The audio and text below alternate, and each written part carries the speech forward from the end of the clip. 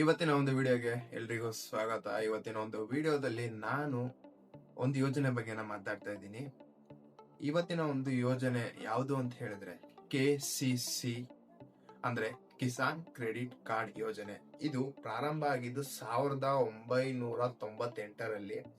ಇದರಿಂದ ಎಷ್ಟು ಜನ ರೈತರಿಗೂ ಅನುಕೂಲ ಆಗಿದೆ ಅಂತ ಹೇಳಿದ್ರೆ, ಒಂದು ದತ್ತಾಂಶದ ಪ್ರಕಾರ 7.7 ಕೋಟಿ ರೈತರಿಗೆ ಇದರಿಂದ ಅನುಕೂಲ ಆಗಿದೆ. ನಿಮ್ಗೆ ಈ KCC ಕಾರ್ಡ್ ಯಾಕೆ ಅಗತ್ಯ ಅಂತೇಳಿ ಒಂದು ಸಣ್ಣ ಉದಾಹರಣೆ ಮೂಲಕ ನಿಮ್ಗೆ ತಿಳಿಸ್ಕೊಡ್ತೀನಿ. ನಾವು ಕೃಷಿ ಅಂತ ಹೇಳಿದ್ಮೇಲೆ ತುಂಬಾ ಕೆಲ್ಸಗಳು ಇರ್ತವೆ, ಅನೇಕ ಚಟುವಟಿಕೆಗಳನ್ನ ನಾವು ಮಾಡ್ತೀವಿ. ಮೊದಲನೇದಾಗಿ ನಾಟಿ ಮಾಡೋದು, ಮತ್ತೆ ಸಸಿಗಳನ್ನ ತಗೊಂಡ್ಬರೋದು, ಮತ್ತೆ ಕಳೆ ಕೀಳೋವಂಥದ್ದು, ಮತ್ತೆ ಪೆಸ್ಟಿಸೈಡ್ ನ ಸ್ಪ್ರೇ ಮಾಡೋದು, ಗೊಬ್ಬರ ಹಾಕೋದು, ಮತ್ತೆ ಅದನ್ನ ಕೊನೆಗೆ ಕೊಯ್ಲು ಕಟಾವ್ ಮಾಡೋದು, ಈ ರೀತಿಯಾದಂತ ತುಂಬಾ ಕೆಲ್ಸಗಳು ಇರ್ತವೆ. ಇನ್ನು ಬೆಳೆ ಬೆಳೀತಾ ಇರುತ್ತೆ, ಹಾಗಾಗಿ ದುಡ್ಡಿನ ಒಂದು ಅವಶ್ಯಕತೆ ಬೀಳಬಹುದು ಅನ್ನೋ ಒಂದು ದೃಷ್ಟಿಕೋನನ ಇಟ್ಕೊಂಡು ಕಮ್ಮಿ ಬಡ್ಡಿ ದರದಲ್ಲಿ ಸಾಲನ ಕೊಡ್ತಿದ್ದಾರೆ ಈ ಒಂದು ಯೋಜನೆ ಅಡಿಯಲ್ಲಿ. ಈಗ ಅದಕ್ಕೆ ಯಾರೆಲ್ಲ ಅರ್ಹರಿದ್ದಾರೆ ಅಂತೇಳಿ ನಾವು ತಿಳ್ಕೊಳ್ಳೋಣ.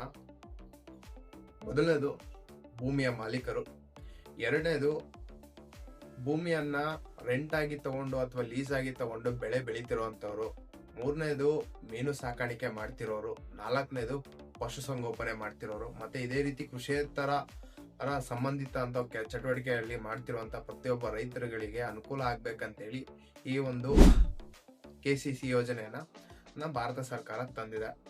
ಯೋಜನೆಗೆ ವಯೋಮಿತಿ ಕೂಡ ಇದೆ, ಅಂದ್ರೆ ವಯಸ್ಸಿದು 18ರಿಂದ 75ವರೆಗೂ ಇದೆ.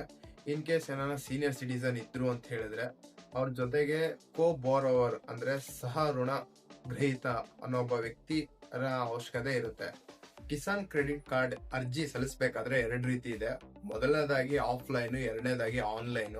ಆಫ್ಲೈನ್ ಅಲ್ಲಿ ಯಾವ ರೀತಿ ಅಂತ ಹೇಳಿದ್ರೆ, ಯಾವುದೇ ಒಂದು ಸಾರ್ವಜನಿಕವಾಗಿರುವಂತ ಒಂದು ಬ್ಯಾಂಕ್ಗೆ ನೀವು ಫಿಸಿಕಲ್ ಆಗಿ ಹೋಗಿ ಅಪ್ಲಿಕೇಶನ್ ನ ಫಿಲ್ ಮಾಡಿಕೊಂಡು ಅದನ್ನ ನೀವು ಸಬ್ಮಿಟ್ ಮಾಡ್ಬೇಕಾಗುತ್ತೆ.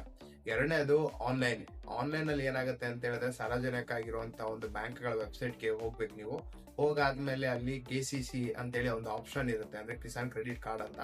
ಆ ಒಂದು ಆಪ್ಷನ್ ಅಲ್ಲಿ ಅಪ್ಲಿಕೇಶನ್ ಫಾರ್ಮ್ ನ ಓಪನ್ ಮಾಡಾದ್ಮೇಲೆ ಅದನ್ನ ಡೇಟಾಸ್ನೆಲ್ಲ ನೀಟಿಗೆ ಫಿಲ್ ಮಾಡ್ಬಿಟ್ಟು ಅದನ್ನ ನೀವು ಸಬ್ಮಿಟ್ ಅಂತ ಒತ್ತಬೇಕು. ಸಬ್ಮಿಟ್ ಎಲ್ಲ ಒತ್ತಾದ್ಮೇಲೆ ನೀವೇನಾದ್ರೂ ಎಲಿಜಿಬಲ್ ಇದ್ರೆ ಅವಾಗ ವೆರಿಫಿಕೇಶನ್ ಎಲ್ಲ ಆದ್ಮೇಲೆ ಅವರು ನಿಮಗೆ ಕಾಲ್ ಬ್ಯಾಕ್ ಮಾಡ್ತಾರೆ ಅಥವಾ ನಿಮಗೆ ಮೆಸೇಜ್ ನ ಕಳಿಸ್ಕೊಡ್ತಾರೆ, ನಿಮ್ಮ ಒಂದು ಕ್ರೆಡಿಟ್ ಕಾರ್ಡ್ ಏನಿದೆ ಅಪ್ರೂವ್ ಆಗಿದೆ ಅಂತ ಹೇಳಿ.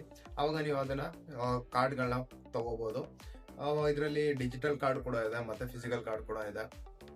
ಈಗ ಈ ಒಂದು ಯೋಜನೆಯನ್ನ ನಾವು ಅಪ್ಲೈ ಮಾಡ್ಬೇಕು ಅಂತ ಹೇಳಿದ್ರೆ ಬೇಕಾಗಿರೋ ಡಾಕ್ಯುಮೆಂಟ್ಸ್ ಗಳ ಬಗ್ಗೆ ನಾವು ತಿಳ್ಕೊಳ್ಳೋಣ. ಮೊದಲನೇದಾಗಿ ಬೇಕಾಗಿರುವಂತದ್ದು ಏನಂತ ಹೇಳಿದ್ರೆ ಒಂದು ಅಪ್ಲಿಕೇಶನ್ ಫಾರ್ಮ್ KCCದು, ಎರಡನೇದು ಫೋಟೋಗ್ರಾಫ್ಸ್, ಮೂರನೇದು ಆ ಒಂದು ಜಮೀನಿನ ಪತ್ರಗಳು, ನಾಲ್ಕನೇದು ಅಡ್ರೆಸ್ ಪ್ರೂಫ್ಗೆ ಅಂದ್ರೆ ಡ್ರೈವಿಂಗ್ ಲೈಸೆನ್ಸ್ ಆಗಿರ್ಬೋದು, voter ID card, Aadhaar card, ID proofs. ಇದರಲ್ಲಿ ಡ್ರೈವಿಂಗ್ ಲೈಸೆನ್ಸ್ ಅನ್ನ ಆಗಿರ್ಬೋದು, ವೋಟರ್ ID ಕಾರ್ಡ್ ಅನ್ನ ಆಗಿರ್ಬೋದು, ಆಧಾರ್ ಕಾರ್ಡ್ ಅನ್ನ ಆಗಿರ್ಬೋದು, ನಿಮ್ಮ ಒಂದು ಜಮೀನಲ್ಲಿ ಯಾವ ರೀತಿಯಾದಂತಹ ಒಂದು ಬೆಳೆನ ಬೆಳಿತಿದ್ದೀರಾ ಅನ್ನೋದ್ರ ಬಗ್ಗೆ ಒಂದು ಕಾಗದ ಪತ್ರ ರೆಡಿ ಇರಬೇಕು.